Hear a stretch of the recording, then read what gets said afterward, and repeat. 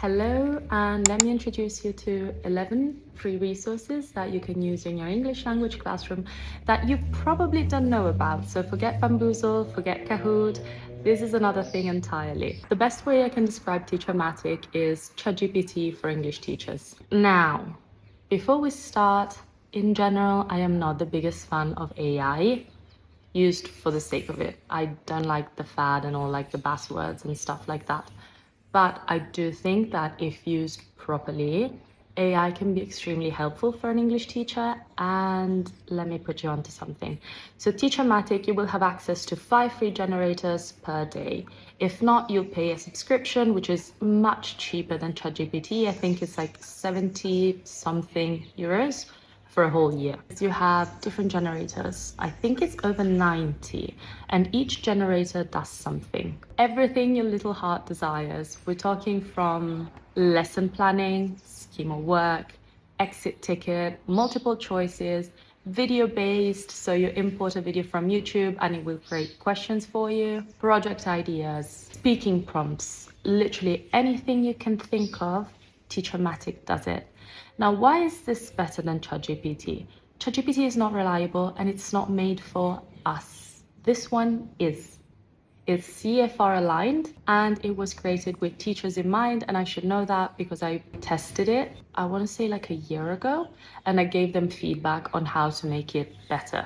So I know it's good. And anyway, don't believe my word, give it a try. Everyone I showed this to, they all went crazy for it. So short answer, is not specifically made for English language teachers, more for teachers in general, but it works well for us. I've tested it. So how it works is you can assign it as homework to students, which is great.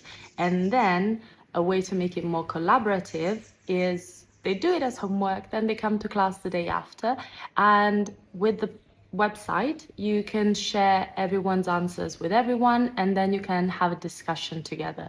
You can also have feedback, and there is also a library. Again, it's not specifically for English language teachers. This might work best if you also teach other subjects. But what I love about this is that you can add prompts to help students. So for example, a model sentence, give them a bit of help.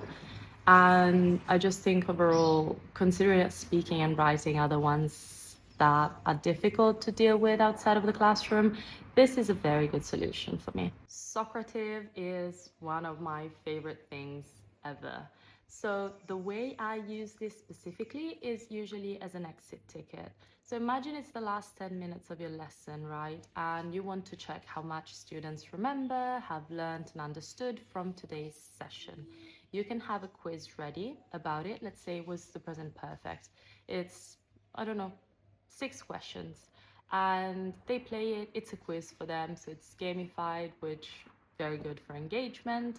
And by the end of it, you will have all the results. So unlike Kahoot, these stay with you, which means that after the lesson finishes, you can analyze them, which is great, which means that then you can make lessons more personalized and targeted for your students. If everyone has had problems with the first and the second question, you know that this is something that you will need to go over again in class the day after. But this is not all of it. What you can also add is explanations to the questions. So let's say you get an answer wrong. When you check it, it will give you the explanation. So wrong because da da da da da da da. If we're trying to manage our time effectively and it's the end of the lesson, in 10 minutes it's difficult to be able to explain everything again. Again, this will not be super in-depth, but at the same time, you're already planting something good for the students for you to then go over it the day after.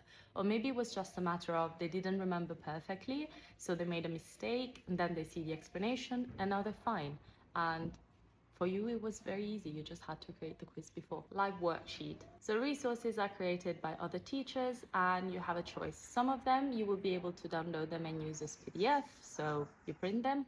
And other ones are interactive, so you can actually do them online. So how to use this is more than full-on lesson plans, is extra activities. So let's say you have the book and then you want to add to it because you feel like it's not enough. Here you will find so many different things that you can use. So it's great if it's a last minute thing or you don't really feel like creating your own things, which happens to all of us and it's absolutely fair. So what you do is you can just go and check what you're looking for here in Liveworksheets, which is it's cool. So the name of this website could be a little bit confusing because it's called Train Your Accent, but it's actually about listening. This is not your standard listening, as in it is and it isn't. You will have the listening with your usual comprehension questions, but then this focuses on connected speech. So I love the idea of working with authentic materials and how people actually speak.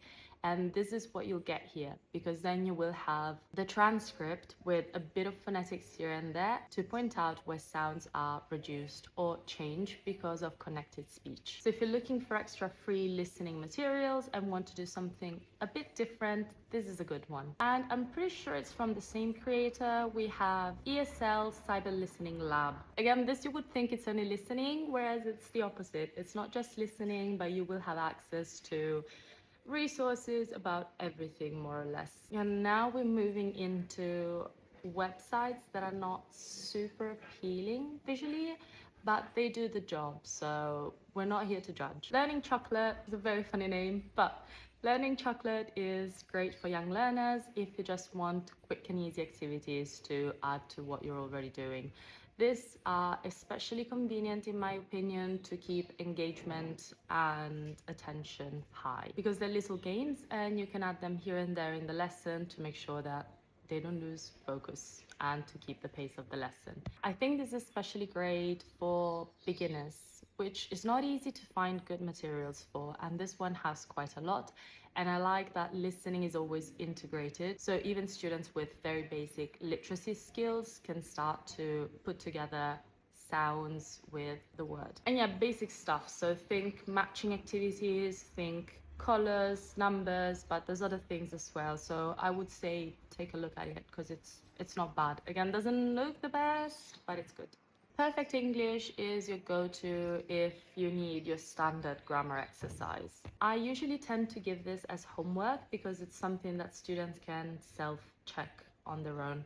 And again, mindful, sustainable queen, I'm trying to print less. So this is a good option. And it saves you also re-explaining things the day after unless it's really needed. What I usually tell students is do the exercise, check for yourself.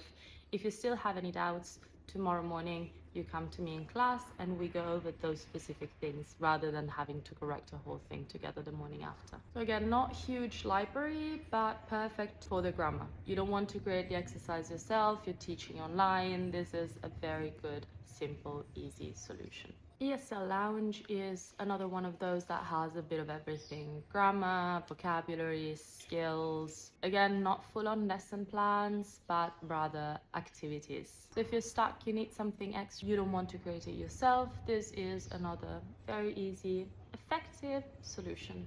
ESOL Courses is another one that has a bit of everything. You'll find reading, listening, writing, speaking, vocabulary, grammar, and this is quite nice because it has games as well, for example. So for example, the cards, matching cards, online, interactive, blah, blah, blah. Same thing, all these resources that students can self-check and self-correct at home, I tend to give as homework just because it also helps them become more autonomous in the learning. Once they know how the website works, once I've given one or two things to do, we go over the fact that they can check themselves and see what they're good at, what they're struggling with, and pick and choose. So all of a sudden they're not only doing what I tell them to do, which is for the whole class, but they will go and check the website and see, okay, I'm not really convinced about the present perfect, let me do something extra about this. And this is why I think it's very important to share resources for students that they can do on their own. And the last one is an oldie but goldie, which is ESL Vault. Again, made by teachers for teachers. You will find a bit of everything. It really is a vault. Pick and choose because, again, not everything will work for you, but I think it's quite good if you're looking for ideas for speaking. So if you want to focus on fluency, there's quite a lot of material there. And even for young learners, you have a lot of activities such as connect the dots, find the differences, coloring pages. Again, if you do not want to create your own materials, this is a good one for young learners because you can just download the worksheets. And that's everything for today. Let me know if you already knew some of them. I hope not all of them. Let me know which one is your favorite And if there are websites that no one talks about, that I didn't talk about, but that you know of, and write it in the comments for other teachers so we can all share resources together. Thank you very much. And if you want to know more, I also have a Medium channel where I post about English language teaching and a TikTok account where I'm always posting videos. So thank you and see you soon. And let me know in the comments if there's anything else that you would like me to talk about, and I'll make a video about it. Bye.